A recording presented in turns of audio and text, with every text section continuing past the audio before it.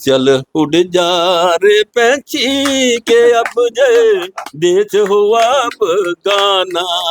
चल उड़ जा रे पंछी के अब जे देश हुआ गाना। तैने तिनका चुग के नगरी एक बसाई।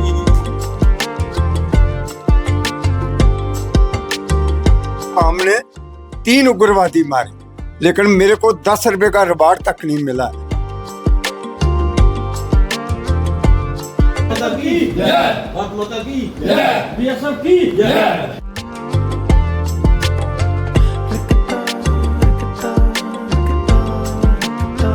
हम आर्मी से कोई भी ड्यूटी कम नहीं कर रहे हैं, बॉर्डर पर लगातार रह रहे हैं।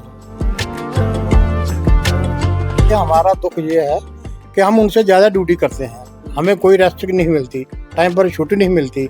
इवन माँ बाप अगर मर भी जाएं तो भी हम टाइम पर उनको लकड़ी देने के लिए घर में नहीं पहुंच सकते। लोगों को क्लियर ही नहीं है। इतना तो पता है कि 25 साल की सर्विस में जो है सर्विस उनकी क्वालिफाई की जाएगी, लेकिन वो लीव कितना है, उसमें कम्यूटेशन कितना है, ग्रेजुएटी कितना है, ये अभी तक किसी को कोई पता नहीं है।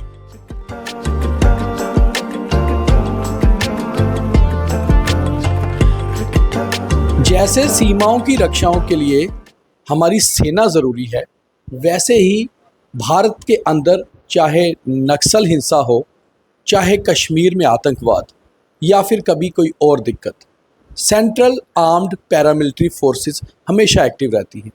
चाहे फिर वो सीमा पर रक्षा करने वाली बीएसएफ हो या देश के अंदर काम करने वाली सीआरपीएफ, आईटीबीपी या फिर कोई और पैरामिलिट्री फोर्स।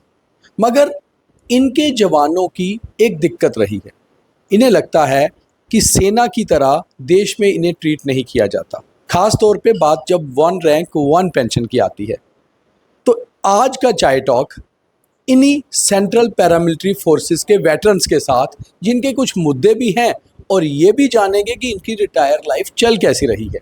और आज जिस तरह से भीषण गर्मी बरस रही है, तो हमने भी सोचा कि चाय तो पीना ज़रूरी है, मगर कम से कम बंद कमरे में बैठते हैं, क्योंकि बाहर लू ज़बरदस्त तरीके से बरस रही है। तो आज का चाय टॉक इन वेटरन्स के साथ, एक रिटायर्ड सोल्जर के घर पे, एक रिटायर्ड ऑफिसर के घर पे। तो आइए मिलते हैं, इनसे जानते हैं ये क्या कहते हैं।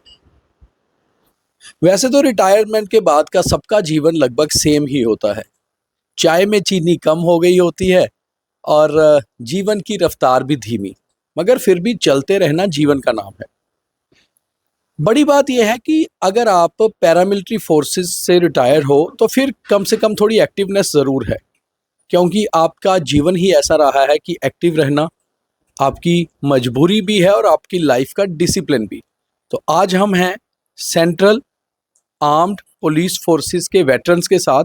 तकरीबन इनमें से बीएसएफ से ही रिटायर हुए हैं, मगर इनकी एसोसिएशन में सीआरपीएफ, आईटीबीपी और बाकी जो फोर्सेस हैं उनके लोग भी हैं। तो इनसे बातचीत करते हैं और ये जानते हैं कि आखिर इनकी दिक्कतें क्या हैं और जीवन चल कैसा रहा है।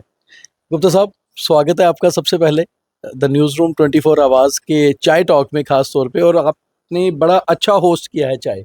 हालांकि चीनी कम है, मगर अब जो है कम चीनी के साथ भी जीवन चलना ज़रूरी है। तो सबसे पहले तो जीवन कैसा चल रहा है रिटायरमेंट के बाद?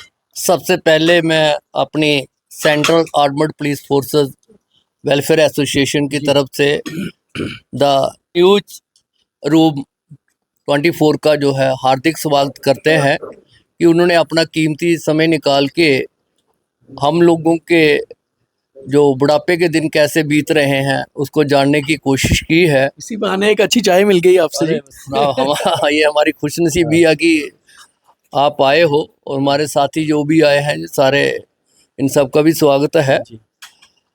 बेसिकली ये जो सीएपीएफ एसोसिएशन बनाई थी, इसमें हमारी BSF, CRPF, ITBP, SSB, Assam rifles, NSG, ये सारी फोर्सेस के जो लोग हैं वो इसमें शामिल हैं। ये बनाने का बड़ा मकसद एसोसिएशन का ये था कि हमारे जो लोग हैं ये दूर दराज इलाके में रहते हैं, ख़ास करके बीएसएफ वाले जो है बॉर्डर पे डिप्लॉय रहते हैं, तो बॉर्डर के जो लोग ज़्यादातर है वो बीएसएफ की तरफ आकर्षित होते हैं और अपनी युवावस्था में जो है बॉर्डर के साथ, बॉर्डर वाली जो बीएसएफ है इसके साथ जुड़ जाते हैं। उसके बाद जब रिटायर हो जाते हैं तो ये बिल्कुल अकेले पड़ जाते हैं।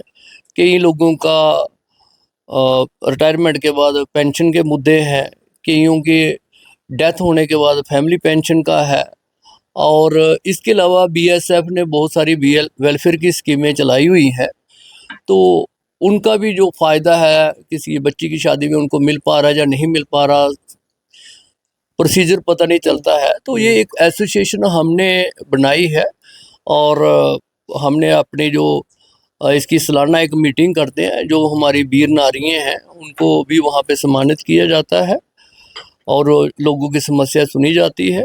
और हमारे जो यहाँ पे सबसे बीएसएफ के सीनियर अधिकारी श्री एनएस जम्वाल साहब रिटायर्ड एडिशनल डीजी है, और श्री राकेश शर्मा जो रिटायर्ड आईजी है, हमारे प्रधान श्री डोगरा साहब है।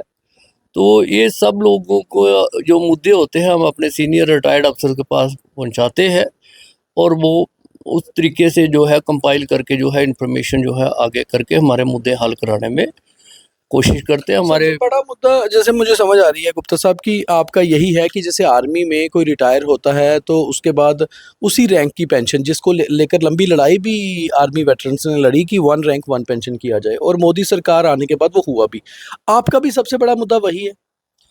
हाँ जी, ये हिमाचल में जब मोदी साहब पहली दफ़ा प्रधानमंत्री बनने थे तो उन्होंने एक बहुत बड़ी रैली की थी। उस रैली में कहा था कि चूँकि वो बॉर्डर पे जो है बहुत वेलफेयर की स्कीमें जो है बीएसएफ को पानी नहीं था गुजरात की सीमाओं पे, तो मोदी साहब ने एज ए चीफ मिनिस्टर जो है वहाँ पे पानी वगैरह भी हमारी बॉर्डर रोड पोस्ट पे पहुँचवाया था, और उनको जो है हमारी कठिनाइयों का भली भांति जानकारी थी। तो उन्होंने अपनी जो है उस रैली में ये कहा था कि अगर मैं प्रधानमंत्री बनता हूँ तो मैं जो बीएसएफ वाले हैं इनको भी 1 रैंक 1 पेंशन जो है मैं दूंगा। उसके बाद वो अभी तीसरी दफ़ा भी प्रधानमंत्री बन गए हैं और हमारी उम्मीदें हैं वो अभी भी जिंदा हैं मोदी साहब से, हमारे माननीय प्रधानमंत्री साहब से।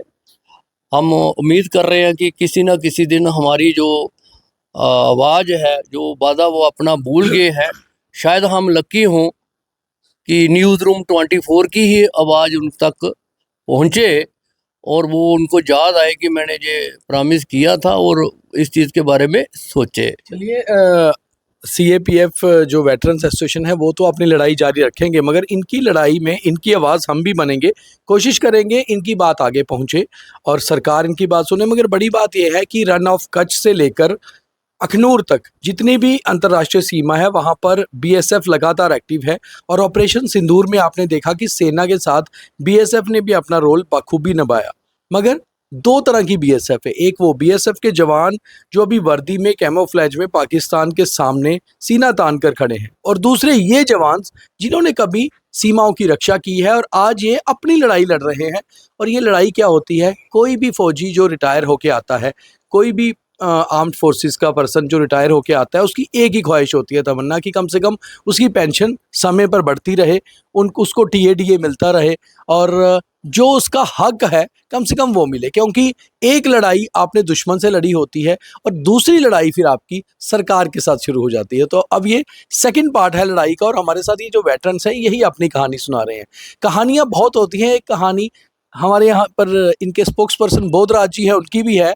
उनका नाम बोधराज है और वो हवलदार रिटायर हुए मगर पेंशन ले रहे हैं बोधराज, जो एक धोबी की तो पोस्ट पे रिटायर हुए। तो इनसे जानते हैं हुआ कैसे। बोधराज जी, वो धोबी वाली कहानी सुनाइए, चाहे डोगरी में ही सुनाइए। ये पकड़ लीजिए माइक। सर, मैं 2001 31 जनवरी 2001 को 23 साल वॉलंटियर करके मैं 23 साल नौकरी करके हेड कांस्टेबल रिटायरमेंट हुआ। उस टाइम मेरे को 5th पे कमीशन के मुताबिक पेंशन मिली, और जब 1/1/2006 को 6ठा पे कमीशन लागू हुआ तो मेरे को नहीं पता था, लेकिन 2008 को लागू हुआ जो भी मतलब एरियर वगैरह मिला जनता को, और मेरे को 2011 में पता चला कि मेरा भी इसमें बढ़ोतरी हो सकती है। तो मैंने पेपर वर्क किया तो मेरे को 85,000 एरियर आया और 4955 मेरी बेसिक हुई हेड कांस्टेबल की, और मेरे को करंट पीपीओ नहीं आया। बैंक वालों ने 2 साल बाद मेरे को करंट पीपीओ मांगा, तो मेरे करंट पीपीओ नहीं देने से मेरे को उन्होंने 4955 से 4030 बेसिक कर दी, जो कि एक ट्रेडमैन कांस्टेबल की होती है, जैसे धोबी नाइट वगैरह। और मैं आर्टिक कांस्टेबल तय है ये अंडर आर्मी जेएलसी बैठे हुए सर, सभी को पता कि अंडर आर्मी जेएलसी कैसे होता है, और map reading first, education first, और सर्विस कार्ड गुड। और मेरा पीपीओ में 28 साल थी, मेरे को एसआई का मिलना था, लेकिन मेरे को वहाँ ले गए। जब 7वां पे कमीशन लागू हुआ तो उसमें 6ठे पे कमीशन को बेसिक जो थी उसको 2.57 से इंटू करके आगे 12,600 मेरे को दे दिया। वो भी मेरे को बहुत कठिनाई करना पड़ा। गुजरात में मेरी यूनिट 136 थी, तो मैंने वहाँ पर हेड साहब से बात की, मैं सर ऐसे ऐसे मेरे से हुआ, और मैं बोध राय हवलदार जम्मू से बोल रहा हूँ, बोध राय धोबी जो नशहरा जम्मू का, आप हवलदार की पेंशन धोबी को दे रहे हो, धोबी की बोल दे रहे हो। तो उन्होंने ऐसे ऐसे करके बोला ये कैसे हो सकता है। मैं सर मेरे साथ हो रहा है। बोला आप पीपीओ चेक करो। मैं सर मैं all India centre paramilitary retirement association जो जम्मू का बना उनके साथ मैं बाबू की ड्यूटी कर रहा हूँ, मैं अपना नहीं करूँगा, सभी का कर रहा हूँ। तो उन्होंने मेरे को बोला कि आप अपना रिकॉर्ड भेज। मैंने भेजा तो उन्होंने मेरे को एक एप्लीकेशन फॉर्म भेजा, पेंशन रिवाइज एप्लीकेशन फॉर्म। मैंने वो भर के भेजा तो 1/1/2016 से जो 7वां पे कमीशन लागू हुआ वो मेरे को 4,955 इंटू 2.57 करके मेरे को 12,630, वो भी 2019 को, तब तक मेरे को वही दे रहे थे उसी लेवल का। तो खैर मैं तो अभी तक भी मेरे को 10 साल का जो है 1,325 रुपया जो बेनिफिट मिलना था नहीं मिला है, उसके लिए मैं कार्रवाई कर रहा हूँ। और उसके लिए 1/1/2006 से 31/12/2015 तक 10 साल का मेरे को जो करंट पीपीओ मिलना चाहिए, जितना मेरा बेनिफिट बनता मिलना चाहिए। और मेरे को नहीं, कई ऐसे हैं जो एसोसिएशन के साथ नहीं जुड़े हैं, नहीं आते हैं, नहीं पता है, और ऐसे ऐसे एक्सपीरियंस हैं कि नशहरा जम्मू से एक बिड्डो थी इंस्पेक्टर साहब की, शर्मा साहब की करा, और जो अपना ऑल इंडिया के प्रधान श्री RL डोगरा साहब जो है उनके साथ कहीं हो रहे थे हवलदारी में। तो जब उनको पता चला कि वो इस दुनिया में नहीं है, तो मैडम का पता किया कितनी पेंशन है, तो उन्होंने बोला कि 8,600 कुछ है। अरे इंस्पेक्टर की मैडम की पेंशन 8,600 कुछ, आप सभी सोचो कि क्या हो सकता है। तो उन्होंने पेपर मंगवाए, पेपर वर्क किया, और हम दिल्ली में फाइनल मीटिंग थी एनुअल जो होती है, वहाँ चले गए। ये मैं रियलिटी बता रहा हूँ, मैं झूठ नहीं बोल रहा हूँ। इसी तरह वहाँ जब मीटिंग 2 बजे खत्म हुई तो लंच शुरू हो गया, प्लेटें लगी है, मैंने भी प्लेट उठा ली। तो प्रधान साहब आ गए, बोलता है कि ये प्लेट इधर ही रख दे, ये नशहरा वाली मेम साहब के ये कागज जो है इनकी तैयारी कर, आपने चले जाना शाम को वापस, मैंने 4 दिन इधर रहना, मैं उनके पेपर आगे लेके जाऊंगा। तो सर मैंने प्लेट वहीं रख दिया, तो बैठ के 1.5-2 घंटा लगाया, पेपर तैयार किए, डोगरा साहब को दिए, प्रधान साहब को। मैं सर आप इनको देख लेना, मैं हम जा रहे हैं। इनमें से भी कुछ साथ होगा, क्योंकि आप 8-10 का टोला जाता था। वो 5 दिन बाद आए वो बाई हैंड, मैडम की पेंशन 16,800 कुछ और 4.5 लाख एरियर। तो मेरा यही रिक्वेस्ट है कि सभी जो है 3 तरीक प्रोड़ा में बुआ दाती के चरणों में, बुआ दाती ने हमारे को नौकरी दी, वहीं पर थे हुए, उसने सारी दुनिया घुमाई। हमारा उनसे भी दोनों हाथ जोड़ के यही निवेदन है कि सबको अपने चरणों में बुलाए और सबको आशीर्वाद दे, ठीक है। और उसके बाद मैं क्या बोलूँगा कि मैं यही बोल रहा हूँ कि सभी आएंगे, उनको भी पता चलेगा दाई भाई बिड्डो का वो कैसा कैसे नहीं है। ऐसा ऐसा टाइम एक्सपीरियंस देखा मैंने, जब मेरे को कार्ड पड़ गई, बच्चा लोग कोर्स कर रहा है, फीस मांग रहा है, मैं कहाँ से दूँ। और एसोसिएशन के साथ जुड़ा हुआ हूँ, एक एक्सपीरियंस बता रहा हूँ। आरएस से बिड्डो आ गई, एक स्पेशल मीटिंग रखी, आपको पता है 8-10 बिड्डो आ गई, आरएस में 3-4 आ गई, बॉर्डर से आ गई, पेपर वर्क किया। एक को बोला कि अपने पेपर लेके आना, फिर तेरा काम होगा।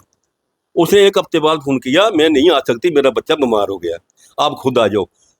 ये मैं अभी अपने वो नहीं बता रहा हूँ। मेरे को जब कार्ड पड़ी, मेरे को घर वालों ने बाहर जाना बंद कर दिया, बोला आप लोग औरों को लाखों लाखों दे रहे, अपने ये कर दिया। तो मैं क्या करूं, जाना तो पड़ता था, क्योंकि मेरा भी एक लगन हो गया था, जहाँ में अब कुछ मिलता था मेरे को, भाई मैं अपना कैसा करूंगा। मैंने क्या करना, झोले में ऐसे ही अखबार रखना, जाके देना 10-20 रुपए का, किराया बनाना और निकलना। जब मैं आरसपुर में गया उस बिड्डो के पास, तो आरसपुर जो दाखन है ना, उसकी पौड़ी में बैठ के उसके पेपर तैयार किए। अच्छा। बोली 2 लाख मिलेगा, मैं तेरे को 20,000 दूंगी। मैं क्या, आप किस देवता को मानती है? माता को मानती है या राधा स्वामी? मतलब मैं राधा स्वामी हूँ। मैं कहा 2 लाख मिलेगा ना, आप सत्संग रखना, हमारे को बुलाना, हम आएंगे, जो मीठा लूना तेरे पास होगा वो छकेंगे, जो जुड़ेगा चढ़ा के, यही फीस है। तो बिड्डो से कोई पैसा नहीं लेना है, ये मैं सभी को बता रहा हूँ। क्यों? अब हमने भी जाना है, हमारे भी हमने देखा बिड्डो की क्या हालत होती है। तो इसलिए मेरी ये रिक्वेस्ट है, मैं सबको बोल रहा हूँ, 3 तारीख को आओ, दाएं बाएं आपके जो भी हैं उनको भी बताओ, और जो बिड्डो हैं उनको भी ले आओ। अगर किसी का बहुत ऐसे ऐसे केस हैं, सभी को पता हो, जो बिमला की लड़की हैंडीकैप जो है, उसकी कैसे कैसे पेंशन लगी, घर वालों ने बहुत बहुत अच्छे तो से सबको मेरा बहुत बहुत धन्यवाद दिया। कोई शेर सुनाइए, कोई गाना सुनाइए, कुछ अगर गाते हैं तो। देखो अभी एज ऐसी हो गई है, आपने अपनी एज की बात की है, नहीं, सुनाइए ना, तो- आप यही तो पता है, सुनाइए कुछ। चल उड़ जा रे पैंची के अब जे देश हुआ गाना, चल उड़ जा रे पैंची के अब जे देश हुआ गाना, तैने तिनका चुग के नगरी एक बसाई, तैने तिनका चुग कर नगरी एक बसाई, आज जहाँ और कल वहाँ जोगी वाला फेरा, चल उड़ जा रे पैंची के जे देश हुआ गाना। जय हिंद, जय भारत। बहुत बढ़िया, बहुत बढ़िया। ऐसे सभी घूम के आए। बोधरा जी ने बहुत अच्छे से समझाया कि आखिर दिक्कतें कहाँ पर है, और ये दिक्कतों की लड़ाई लड़ रहे हैं। और सबसे बड़ी बात इन्होंने ये बताई कि जब से इनकी CAPF एसोसिएशंस बनी है वेटरन्स की, किस तरह लोगों को लाभ होना शुरू हुआ। क्योंकि एक अकेला होता है, और जब 2 मिल जाते हैं 11 होते हैं, और जब साथ में लोग आ जाते हैं तो फिर कारवां बन जाते हैं, और फिर इस तरह की लड़ाइयाँ लड़ी जाती हैं। मगर अंदर अभी भी दर्द है, जिस तरह बता रहे हैं कि चल उड़ जा रे पंछी, कि अब ये देश हुआ बेगाना। इसका मतलब ये है कि कहीं ना कहीं देश के अंदर ही दिक्कतें आ रही हैं।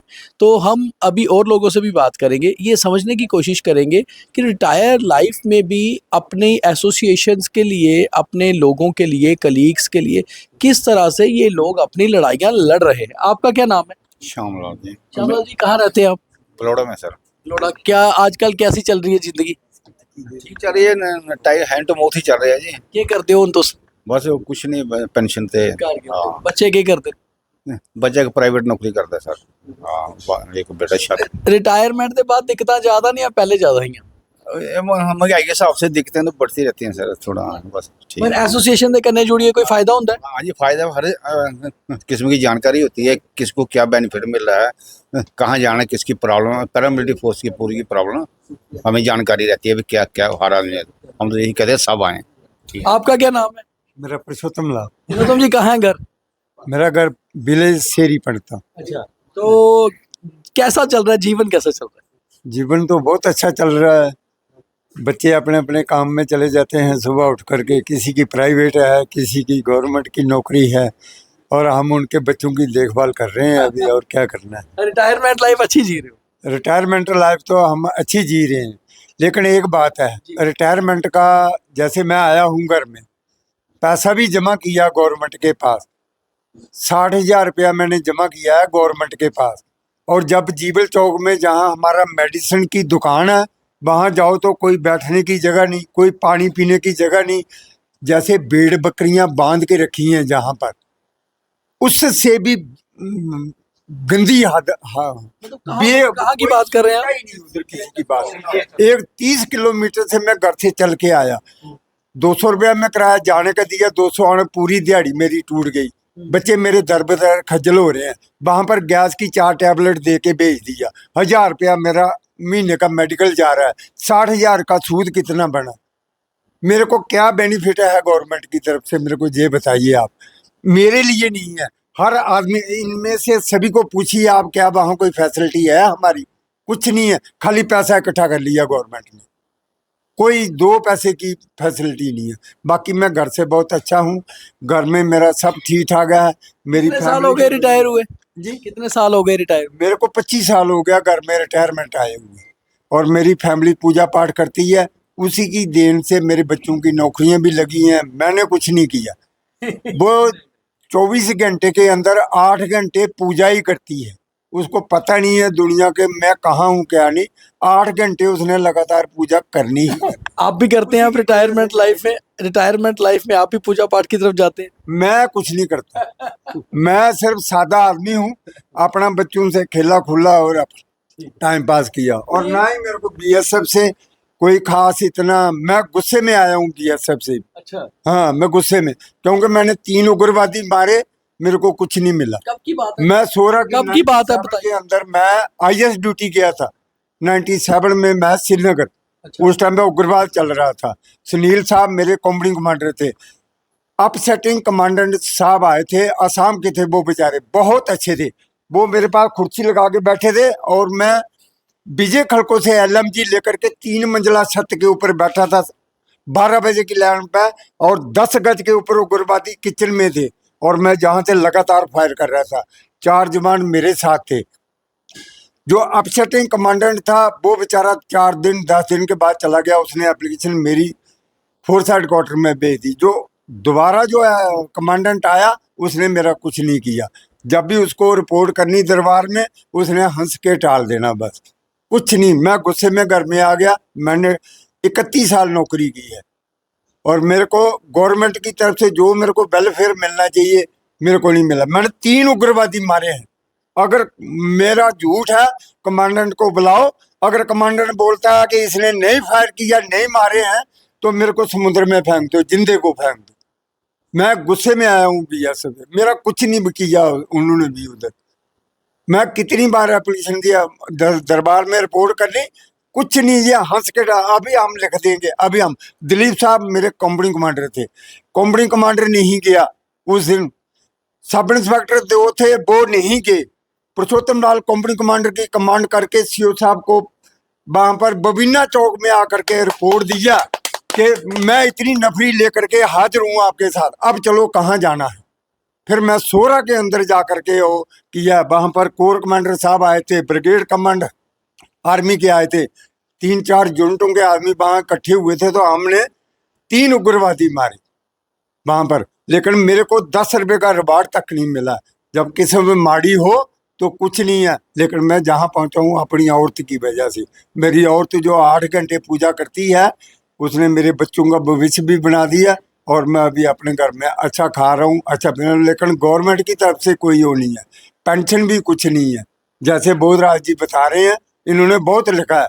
हम एसोसिएशन जो है कम से कम 2010 से चला रहे हैं जी, लगातार कंटिन्यू जाते हैं एसोसिएशन के अंदर, ताकि कोई ना कोई नए आदमी से कोई ना कुछ हल मिले, क्या हो रहा है क्या नहीं हो रहा है। मेरा एक भाई है, उसने 15 साल आर्मी में नौकरी की। 15 साल के बाद वो आदमी जो है 36,000 रुपया पेंशन ले रहा है। इस दरवाजे से अंदर आया, उसी दरवाजे से बाहर आ गया। वो आर्मी के अटलरी में है, वो गया ही नहीं कहीं, किसी दोस्त ने दूसरा दरवाजा क्रॉस नहीं किया।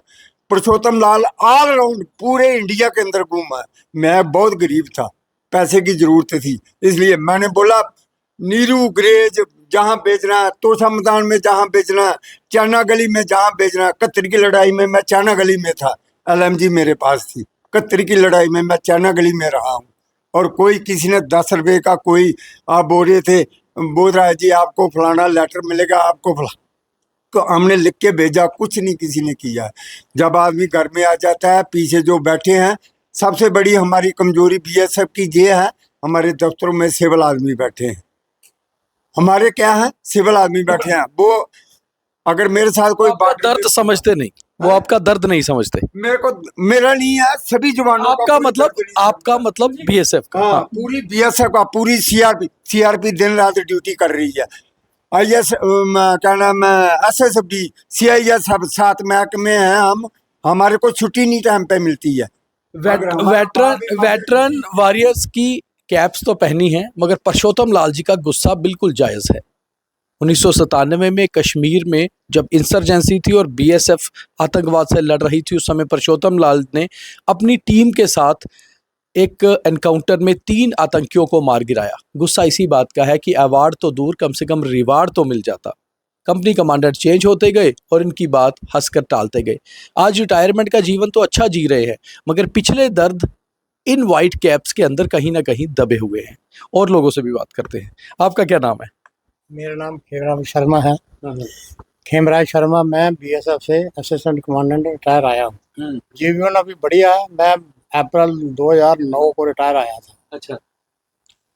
लेकिन कुछ समस्याएं हैं हमें बीएसएफ से, तो वो मैं आपके बताइए। बताना चाहता हूँ। पहली बात यह है कि हम आर्मी से कोई भी ड्यूटी कम नहीं कर रहे हैं, बॉर्डर पर लगातार रह रहे हैं। उनका जीवन सुखमय भी रहता है। 3 साल वो बॉर्डर पर रहते हैं हार्ड एरिया में, 3 साल पीस एरिया में। हमारे किसी भी जवान को पीस एरिया का नाम ही नहीं है थ्रू लाइफ, जितनी वो नौकरी करते हैं, चाहे वो 20 साल करें या 40 साल करें। दूसरा, जब सजा का चक्कर आता है डिसिप्लिन का, तो डिसिप्लिन के चक्कर में हमारे पर रूल जो है वो आर्मी के लागू होते हैं 1968 के तहत।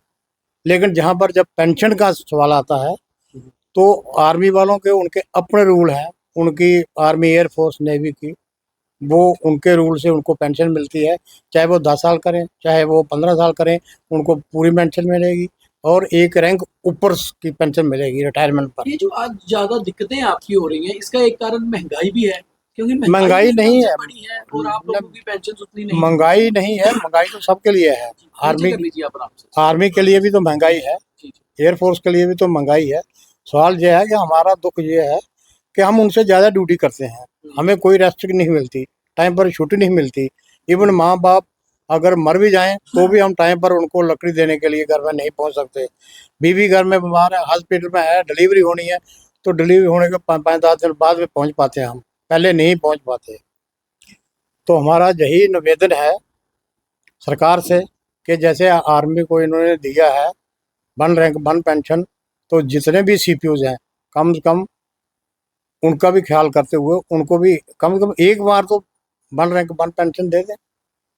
नंबर 2, जो कम्यूटेशन है, कम्यूटेशन का गवर्नमेंट ऐसा करती है जो सीपीयूज के साथ है कि वो जितना पैसा देते हैं उसका वो पेंशन का 1/3 देते हैं, लेकिन उसको 15 साल में वो काटते हैं। सपोज अगर आपको 4 लाख उन्होंने दिया तो आपका वो 6 लाख काटेंगे। तो हाई कोर्ट चंडीगढ़ ने ये रूलिंग निकाली है कि ये तो आपको वेलफेयर करना चाहिए। जो रिटायर्ड आदमी है, आप तो उल्टा उनसे इंटरेस्ट ले रहे हो और डबल पैसा काट रहे हो। ऐसा नहीं होना चाहिए और इन सबको इसका पैसा रिफंड किया जाए और जितना भी उनका एरियर बनता है उसको विद इंटरेस्ट वापस किया जाए। तन पाग जे तुस भी हस दे ओ, तन पाग जे तुस भी हस दे ओ, अज किरपाए किन्नी होई गई है, अज किरपाए किन्ना होई गई है, पल्ली नजर ये तुंदी होई गई है, साड़ी सूलिया जिंद टंगोई गई है, पल्ली नजर ये तुंदी होई गई है, पल्ली नजर ये तुंदी होई गई है। बहुत खूब सुनाया गुप्ता साहब ने। और बड़ी बात यह है कि बाहर की गर्मी और अंदर गर्म चाय के ऊपर वेटरन्स की गर्मजोशी, इसका मुकाबला जबरदस्त है। आपका क्या नाम है सर? मेरा नाम यशपाल, मैं रिटायर्ड असिस्टेंट कमांडेंट हूँ, बीएसएफ से हूँ। अच्छा जी। तो यशपाल जी, कैसा चल रहा है जीवन? जीवन ठीक ठाक चल रहा है, सेटिस्फाई हैं। अच्छा, जी हाँ। कहाँ रहते हैं? जम्मू में ही? मैं जम्मू में रहता हूँ, पलवड़ा में रहते हैं। आजकल क्या मतलब रिटायरमेंट कब हुई और उसके बाद आजकल कैसा चल रहा है, दिनचर्या क्या रहती है? एक्चुअली मैं जून 2017 को रिटायर्ड हुआ था। उसके बाद में मुझे कोई डिपार्टमेंट से ही कुछ जॉब के लिए ऑफर आया था। अच्छा। तो मैं 2 साल किसी कंपनी के साथ अपने डिपार्टमेंट में काम किया था। ठीक। उसके बाद वो पूरे होने के बाद मैं जो है एक एनजीओ से जुड़ा हूँ, राधा स्वामी सत्संग ब्यास वालों की। अच्छा। तो वीक में मैं 4 दिन वहाँ लगाता हूँ। बाकी बच्चे हैं, सेटल हैं, और मियाँ बीबी हैं, अपना मैक्सिमम टाइम आजकल उधर। तो समाज सेवा चल रही है और थोड़ा अध्यात्म की तरफ जा रहे हैं। हाँ बिल्कुल बिल्कुल। और सबसे पहले तो मैं आपका शुक्रिया अदा करता हूँ कि आप अपना कीमती समय निकाल करके हमारे बीच में आए हैं और हमारे दुख सुख के जो है सुन रहे हो। तो जहाँ तक हमारी एसोसिएशन की बात है, लगभग 15 साल हो गए हमने एसोसिएशन बनाए हुए, लेकिन हमें बहुत सारी दिक्कत इसमें ये है कि हमारे पास कोई प्रॉपर एकोमोडेशन नहीं है जी। ताकि हमारे ये रिटायरीज, हमारी वीर नारियाँ किसको कहाँ आगे अप्रोच करें। हम कभी मंदिर में प्रोग्राम रख लेते हैं, डेटें दे देते हैं, कहीं कहीं कहीं खुले आसमान के नीचे। तो हम आपके माध्यम से जो है गवर्नमेंट से रिक्वेस्ट करना चाहते हैं कि कम से कम हमें 2 ऑफिस दिए जाएं, एक कश्मीर में और एक जम्मू में जो है, ताकि हम उसमें जो है हमारे जो रिटायरीज हैं, वीर नारियाँ हैं, वहाँ आए, अपनी जो है जो समस्या हैं वो वहाँ बताएं और हम वहाँ पे अपना कोई प्रॉपर ऑफिस सेट करें। जैसा कि आर्मी में हर डिस्ट्रिक्ट में जो है सोशल बोर्ड होते हैं, उनकी वहाँ जो भी समस्या हैं वो वहाँ सुनी जाती हैं। उनके लिए एक जो है अच्छे साधन हैं वहाँ पे। तो हम ज़्यादा नहीं, आर्मी के बराबर तो नहीं चाहते हम, लेकिन एटलीस्ट 2 जगह का हमें ऑफिस मिल जाए। और दूसरी बात, जहाँ तक के वन रैंक वन पेंशन का सवाल है, हमारे लोग जो है जनवरी 2004 से जो पहले के लोग हैं उनको तो पेंशन है, और जो लोग जनवरी 1 2004 के बाद के हैं उनको एनपीएस है, जो कि शायद अभी गवर्नमेंट ने उसको यूपीएस कर दिया है। तो हमारी गवर्नमेंट से यही अपील है कि उसको दोबारा जो है ओल्ड पेंशन स्कीम में जो है लाया जाए, ताकि लोग जो है सही अपना जो है रिटायरमेंट ज़िंदगी बसर कर लें।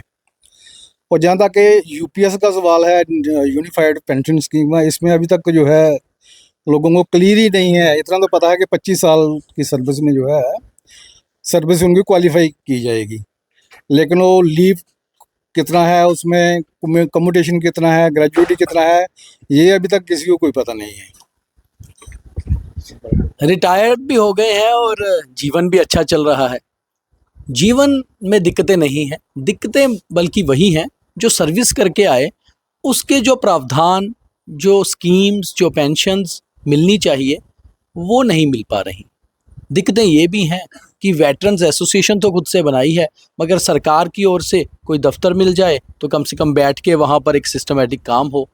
तो इसलिए आवाज़ उठा रहे हैं, कम से कम सरकार तक पहुँचे और सरकार इनके बारे में भी सोचे, क्योंकि सेना के बाद पैरामिलिट्री फोर्सेस हैं जो देश के इंटीरियर्स में जहाँ भी कोई दिक्कत आती है वहाँ पर हमेशा लॉ एंड ऑर्डर को मेंटेन करते हैं, इंसर्जेंसी से लड़ते हैं, और उस फोर्स में सबसे आगे रहती है first line of defence BSF. तो इसलिए हमने भी कोशिश की कि आज की चाय जो है इन वेटरन्स के साथ पी जाए और इनकी दिक्कतें भी सुनी जाएं। और आपने देखा कि अंदर का शायर या लेखक या गायक निकलता है और कभी कभी गपशप भी लगती है, तो हमने इनसे गपशप भी की, इनकी दिक्कतें भी सुनी। और आपको ये चाय टॉक कैसा लगा ये हमें नीचे कमेंट करके ज़रूर बताइए। और आप भी अगर चाहते हैं कि कोई एसोसिएशंस, कोई मोहल्ला सोसाइटीज़, कोई लोकेलिटी में अलग अलग लोग जहाँ कहीं पर किसी की दिक्कतें हैं, तो हम आपसे सिर्फ 1 कप चाय मांगते हैं, आपके साथ चाय पियेंगे और आपकी दिक्कत या आपकी जो कुछ आप बताना चाहते हैं वो भी बताइए और आपसे मिलिए। इसी तरह तो समाज मिलता है, और ये चाय टॉक का सही मकसद ही यही है कि आवाज़ को आगे लाना, और आवाज़ भारत में चाय के कप पर ही निकल के आती है। तो अगला चाय टॉक कहीं और मेरे और मेरे सहयोगी गगनदीप सिंह को इजाज़त दीजिए, और फिलहाल ये वाले चाय टॉक को ज़्यादा से ज़्यादा शेयर करिए, क्योंकि जहाँ जहाँ भी वेटरन्स हैं आर्म्ड फोर्सेस के, वो समझ पाएँ कि क्या उनकी दिक्कतें भी ऐसी ही हैं, उनका जीवन भी ऐसा ही है। तो आज के लिए चलते हैं, अगली बार फिर मिलते हैं।